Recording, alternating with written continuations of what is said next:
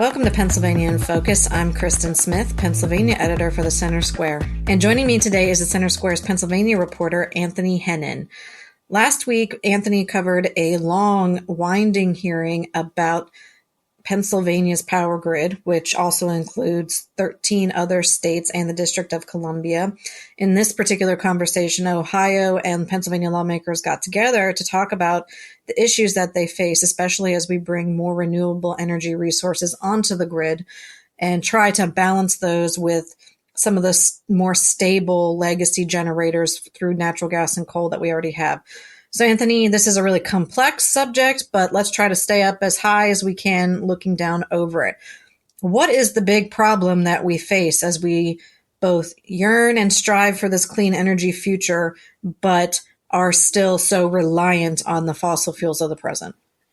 Yeah, so that divide is usually what gets a lot of coverage here of renewable versus fossil fuels. But a growing concern that we've seen from legislators is over grid reliability. Basically, PJM is a regional transmission organization that we have. There's different ones across the country, but PJM covers Pennsylvania, Ohio, and about a dozen other states. I believe it encompasses about 65 million people. The concern here is that demand for energy is growing. PJM also exports a lot of energy from the grid to neighboring states and regions. So as this demand is growing at the same time, state policy changes, federal rules and regulations are retiring power plants, usually based on coal and natural gas, faster than we can actually replace the same amount of energy, but also we're generally replacing it with wind and solar, which is much more intermittent than natural gas and coal. So the concern is, we're switching over, but, we may not be able to satisfy demand, and the replacement power we're bringing in does not run 24/7. And so, it's a big question of whether we can actually build up enough energy replacement and whether we can actually build energy storage to shift. So, when the sun's not shining, when the wind's not blowing, we can ensure that we will not face an issue where we may have blackouts or we may simply lose power and not be able to supply the energy that consumers are accustomed to getting and accustomed to demanding. When you talk about blackouts, I think a lot of minds probably drift to California and out west where solar and wind penetration is much more prevalent.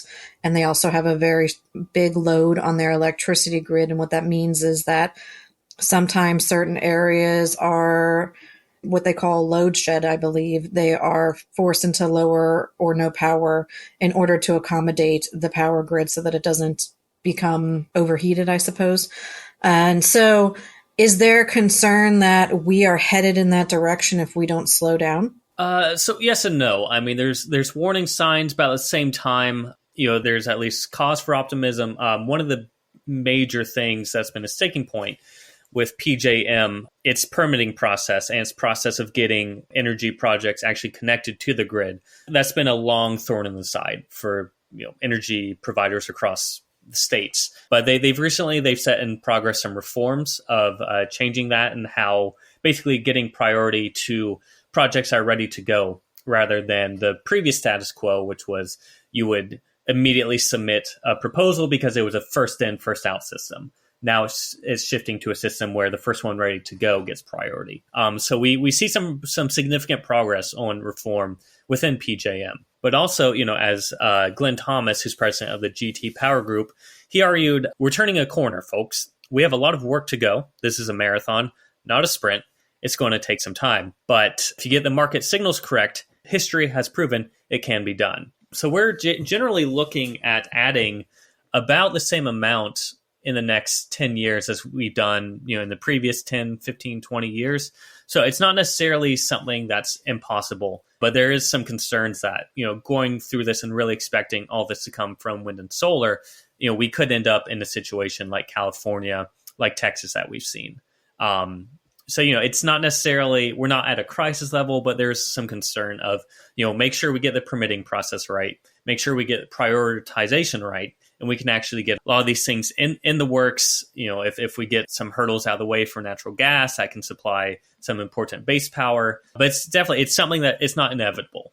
And so there's a situation where it requires more work. We're going to see a lot more attention on this in coming years, especially the next 4 or 5 years. But the sky is not falling just yet. What's the significance of Ohio and Pennsylvania coming together to discuss this? My understanding of how PJM works is that demand and cost for energy is much higher in the eastern part of the region, and demand and cost is lower in the western half, and that just happens to be the half where there's a lot more energy production. So are they positioned in any way to help with this in a way that perhaps Maryland or DC would not be? So there's some reforms being considered at the federal level, basically to ensure that state policies do not, the state policy of Maryland, say, moving away and shutting down coal and natural gas.